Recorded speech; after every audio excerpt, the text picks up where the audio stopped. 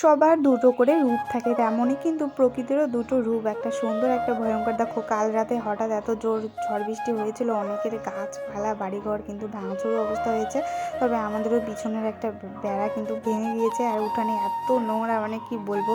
তো সকাল সকাল উঠে সব পরিষ্কার করে স্নান টান করে পুজো দেওয়া কমপ্লিট। তো তোমাদের সাথে একটা ব্লগ শেয়ার করছি, যেটা হলো কালকে আমরা গিয়েছিলাম দিদিদের বাড়িতে। তো কালকে তো সকাল থেকে ব্লগটা শুরু করা হয়নি, তো ওদের বাড়ি গিয়ে কিন্তু শুরু করেছিলাম। তো দেখো দুপুরে কী কী রান্নার আয়োজন করেছে। এখানে আছে ঘুগনি, ডাল, সজনে ডাঁটা দিয়ে পনির আলু রসা, পাঁপড় ভাজা, ধনিয়া পাতার চাটনি, মানে অনেক কিছুই নিরামিষ আয়োজন। যেহেতু দিনটা ছিল দ্বাদশীর দিন, তাই সবাই একাদশী করেছে, তারপরের দিন কিন্তু নিরামিষ আয়োজন। সত্যি বলতে কি মানে নিরামিষ খাওয়াটাই না বেশি তৃপ্তি লাগে। তবে এদের বাড়িতে কিন্তু কোনো অনুষ্ঠান ছিল না, এই আর কি সবাই একসাথে হয়েছে এটাই। এই ধরো বিয়ে উপলক্ষে যে দিদি আর কি এসেছে, মানে যে আমার ছোটো ননাস, তো তাকে ঘিরেই কিন্তু এত কিছু। তোমরা এর আগের একটা শর্ট ব্লগে দেখেছো যে 3 দিদি ভাগনা ভাগ্নি কিন্তু আমাদের বাড়িতে গিয়েছিল। তো বিয়ে উপলক্ষে আসা, তারপরে যে আমাদের বাড়ি গিয়েছিল, আজকে আবার আমরা সবাই দিদিদের বাড়ি চলে এসেছি। আবার কালকে আবারও একটা প্ল্যান আছে। তো তোমরা যদি দেখতে চাও ব্লগগুলো, অবশ্যই কিন্তু আমার চ্যানেলটাকে সাবস্ক্রাইব করো। তো মানে দুপুরবেলা খাওয়া দাওয়া কমপ্লিট করে বর্মাশয়ও কিন্তু এসেছিলো, ও চলে গিয়েছিলো ওর কাজে। তারপর সন্ধ্যাবেলা চা খাওয়াও হয়ে গেল। আর এখানে দেখো হঠাৎ প্ল্যান যে মুগের বুলি বানানো হবে, যেহেতু সবাই একসাথে আছি। তবে আমি কিন্তু কোনো কাজ করছি না, আর আমাকে কোনো কাজ করতে দেয়ও না এখানে আসলে, এই জন্যই আমি আর কি ভিডিও করছি। তো যাই হোক, দেখো ওদিকে কেউ নারকেল কুড়াচ্ছে, আর এই দিকে হচ্ছিলো এটা কি মুগ ডাল সেদ্ধ বসিয়ে দিয়েছে। আর যেহেতু রাতও আবার অনেক হয়ে গিয়েছিলো, বদ্দি রান্নাঘরে থেকে ভাত বসিয়ে দিয়েছে রাতের খাবারের জন্য।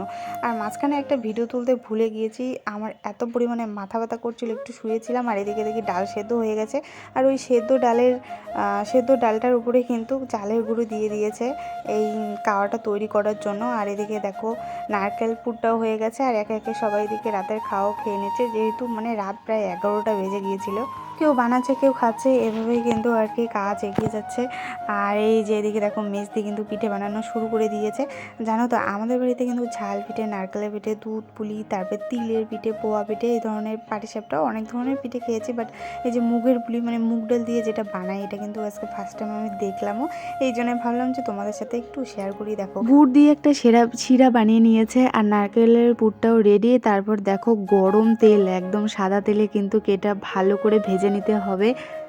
তারপর একদম গরম গরম ভাজাটাই কিন্তু শিরার মধ্যে চুবিয়ে রাখতে লাগবে, তাহলে নাকি পিঠেটা নরম থাকে। তো যাই হোক, দেখো পিঠেটা কিন্তু ভাজতেও বেশি সময় লাগে না, খেতে তো আরও সময় লাগে না, বাট বানাতে কিন্তু অনেকটাই সময় লাগে, আর অনেক লোকেরও প্রয়োজন। এদিকে দেখো মানে শাশুড়ি মা, তারপর ভাগনা, সবাই মিলে কিন্তু তোড়ঘোড় করে একদম লেগে পড়েছে কাজে। আর আমরা যেহেতু বাড়ি আসবো, আমাদেরও খাওয়া দাওয়া কমপ্লিট। আমি এই তোমাদেরকে দেখাবোর জন্যই, ভিডিওটার জন্যই কিন্তু ওয়েট করছিলাম। আর রাত দিকে জোর কদমে চলছে পিঠে বানানো।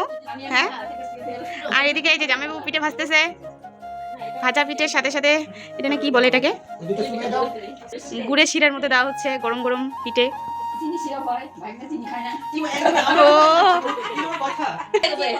হ্যাঁ হ্যাঁ, দেখো তুমি বলো তোমার অনুভূতি বলো, প্রথমবারে যে বানাইলা।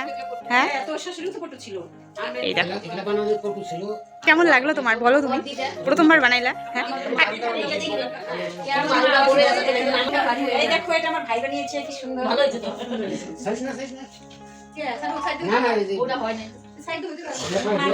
রাত বাজে এখন 1:45। হ্যাঁ, কেমন টেস্ট বলো। হ্যাঁ হ্যাঁ, এই যে এদিকে সবাই পিঠে বানাইতে ব্যস্ত, আর আমরা প্রথম পিঠে টেস্ট করলাম, খুব সুন্দর হয়েছে কিন্তু, সেই টেস্টই হচ্ছে, সবাইকে বলতেছি। হ্যাঁ, তো এখন আমরা বাড়ি ফিরছি, এটা সারা রাত ধরে পিঠে বানাবে নাকি।